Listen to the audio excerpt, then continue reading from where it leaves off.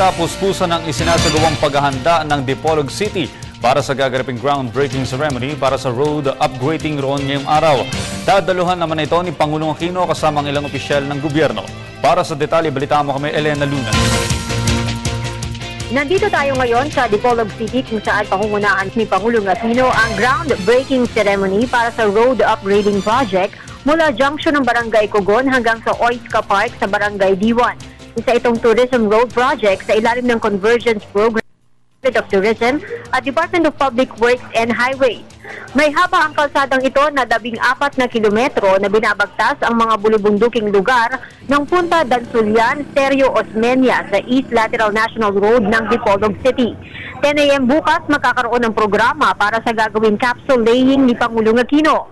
Matapos ito, nasa schedule din ng Pangulo sa Dipolog ang public meeting kasama ang mga lokal na lider at mga residente ng Zamboanga del Norte.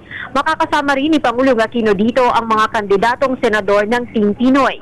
Ito na ang magiging pangalawang pagbisita ni Pangulong Aquino sa Dipolog City ngayong taon. Itong February 5, sinadya ng Pangulo ang lalawigang ito para sa inaugurasyon ng Andres Bonifacio Graduate School and Professional Building. Mula sa Dipolog City, Elena Luna para sa Telebisyon ng Bayan.